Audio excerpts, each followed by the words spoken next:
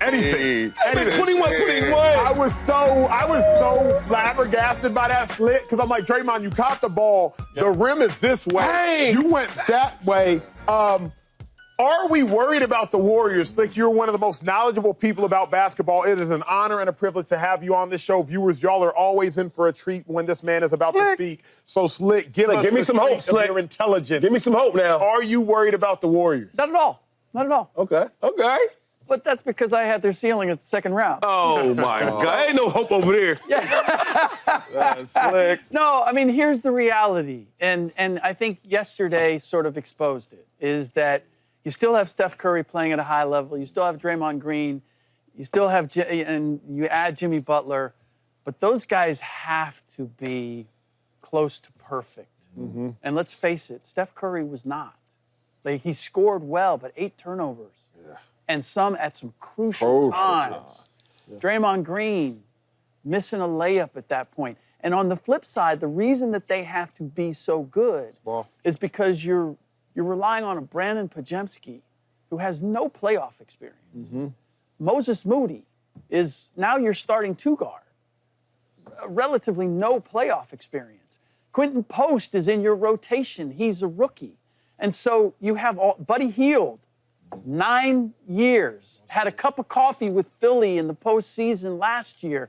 He's a rotation player. So you are just relying on all of these guys that have no experience in the postseason. And so now you're expecting Steph at 37 years old to be perfect. He can't have an off game like yesterday. Draymond Green can't have an off game. And that's where the bar is set for them. So as I look at it, should they beat Memphis? Yes, they should beat Memphis. They should make the playoffs. And could they beat Houston? Yes, they can beat Houston in a playoff series because Houston is facing the same thing. They don't have a whole lot of playoff experience. And that's where it stops for you? But then you're looking at the Lakers. Yeah. Or I like how we match with the Lakers. But go ahead. Okay, so you might like it. I don't like it enough to say that the Warriors are going to win that series. Yeah. That's the problem. Like, can they be competitive? Absolutely. But push comes to shove. Can we ask Slick before you go real quick? Yeah. Because I got my own, it's my team now, and I really watch these Warriors for real. And for all of you watching, you have no idea how distraught Shady was when he walked in this morning. He was on fire from 5 a.m. No Kuminga, now, none of that. I want to ask you this. Why in the hell? I knew it. Here we go. Why are we not playing Kuminga? I don't have a direct answer because I haven't talked to Steve about this, but essentially it's in the ideal, he's playing where you're using Draymond and Jimmy, okay? And he has to play a role within this offense. And Kuminga is at his best when you feature him. And so it's a matter of how does he fit with how everybody else plays. Mm-hmm. And over the course of the year, like I'm talking about the margin of error is so limited. Steve's going to go with the guys who make the fewest mistakes. Kuminga may be more talented than some of the guys are playing, but he's looking at it saying, what can I count on from you? And with Kuminga, it's sometimes I get this and sometimes I get this. And when we're talking about a game like yesterday, we're all like, everything's at stake, right? All right. A coach is generally going to go with the lesser player who makes the fewer mistakes. And this is I'm just giving you a coach's mentality. And that's why I go to you before I get the ball, because I know you're going to give it to me real. And I hear you, right? But I'm a real Warriors fan. This ain't like just doing my job. Mm-hmm. I'm a fan for the Warriors, right? Draymond's my boy, okay? I don't believe that. Because I watch times where Draymond, Jimmy Butler, and Kuminga is on the court and they play well. I see times where Steph Curry running around trying to get the screens, right, doing his thing. And now you get all these switches and defensive mismatches because Steph and Kuminga's on a smaller guy. He gets the ball, he goes to the hole. Yeah. Foul. Only guys that's going to the free throw line, if you watch the Warriors, is Jimmy Buckets and Kuminga. Mm-hmm. That's it. Yeah. And now it's like we got the scoring from Steph. Jimmy's playoff is here now. You see the difference. He's like more aggressive.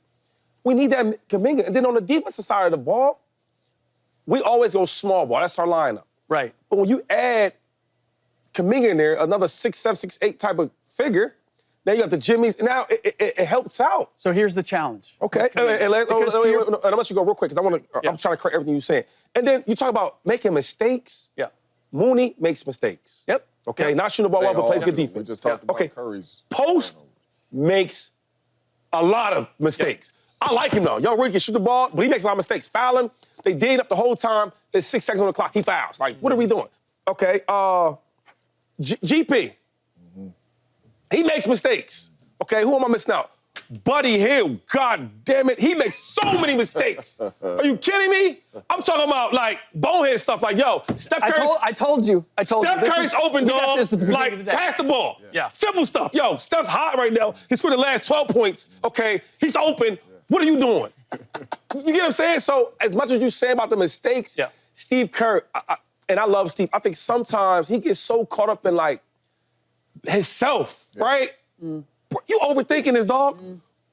If you watched that game yesterday, that's the most I've ever seen the Warriors double team. I mean, they were sending a double team, trapping everything. I'm like, yo, why? Because Kawhi was getting off, James was getting off, but now when you add Kuminga in there, it's not as many mismatches. Now, it's single-handedly, let's go out Steph. No. You get what I'm saying? You got a healthy. We got it, bro. You had and we already smaller. You had a healthy diet of Brandon Podziemski or Buddy Hield having to guard James Harden. Yeah. and that's just what you don't want. I'll give you one more thing. Kuminga, to your point, is good at attacking and getting into the paint. The Clippers' size and the fact that they play a slower half court where you got to run something makes it more difficult for Kuminga to give you what he does best. And so what Steve's looking at is, well, Moody's going to spread the floor. Quentin Post is going to spread the floor. And meanwhile, if I'm going to go inside, it's got to be Jimmy Butler and Draymond Green because they're not going to spread the floor. And even if you saw Draymond contributed from three-point range. Is it also, though, fair to say, because when I looked at the game yesterday, it became more apparent than ever that the Warriors got too many offensive players that can't play a lick of defense, and they got too many defensive players that can't play a lick of offense. That's it. Because when you got Draymond and GP on the floor, 100%. neither of them are looking at the basket. Neither of them are looking to score. Colvin, if you can roll that clip where Draymond blows the layup, remember, GP catches a ball about 8 feet from the rim. So he catches the ball, and it's like hot potato. He catches it, and he's like, I don't want nothing to do with it. He's like, I don't want nothing to do with it. You take it. Now, then Draymond is like, I don't really know what to do with it. Blows layup. Can I add on this play real quick? Now, let's flip-flop it. Yeah. Now, you put Draymond where GP is. You got Kuminga on the baseline. It's an alley-oop. They do it all the time. I know my team. Yeah. You tell me that's not going to help? And the last thing is, if Kuminga is on James Harden is cooking right now. Cooking. I think it's a better matchup than some other guys. But not only that, listen to us. We said the Warriors got what? Too many offensive players that can't play no defense. Yeah. Too many defensive players that can't play no offense. And you got one player sitting on the bench with no minutes that do both. So 0 minutes, James. But what I'm saying is Kuminga is one of the better athletes on your team. The best athlete. That can create on his own, can jump out the gym, and can play some defense. I understand, Steve Kerr, you can go in there and say, hey, man, this we going to rotate this. 0 minutes, that's where I come. Like, I'm one of the better players on the team. We're talking about 0 minutes. I understand you want to rotate the lineup, coach. You think some spacing going to help us out, cool and all. But 0 minutes in a play-in and then with the overtime, James. All that's with the overtime. That's exactly my point. That's exactly my point. If Draymond doesn't blow a layup, if Steph doesn't make some untimely turnovers, they win this game. They win it in regulation, and we're not having this conversation. That's the bottom line. Because they lost, now we look at Kuminga not playing in a minute and saying, how could they have done that? Let me also suggest this, though. I would also suggest that the Clippers present issues that not every team in the West does present. 1,000% true. It's a bad matchup for them. A terrible matchup. The Clippers present a legitimate big that you can't run off the floor. Unlike Jackson Hayes, you can run him off the floor. The Clippers present legitimate size at every single position. The Clippers also have offensive players that can play an ISO ball. Yeah. They can shoot the 3 ball. They can also shoot the mid-range. The Clippers present a unique set of skills that not every other team presents. But the Warriors can, too. Like, when you have them other dudes out there and it's not Kuminga, Harden don't got a guard. Harden don't want to guard. At least if you have Kuminga out there, it's going to be some possessions to where you got to guard Kuminga. And what about I just don't understand what hold on. So what about fouls, though? Nobody creates pressure on the Warriors. You got Steph Curry going to put this pressure. Most of this pressure is on the outside, right? They're going to try to double team him at the top. You see it all the time, right? Jimmy, he's almost creating pressure, post, fouls. That's it. Kuminga's another one on. I'm gonna create fouls and pressure. So now James Harden is just chilling out there, saving his energy. Correct. Right? He went crazy in overtime. But my thing now, I gotta guard somebody that can go to the hole. That's a foul. Put pressure on me. If you're just chilling all day, you have all the energy in the world at the end of the game. It's going to be interesting. The Warriors got to figure things out. And then lastly, real quick, the game went to overtime. And you tell me this brother can't get not 1 minute?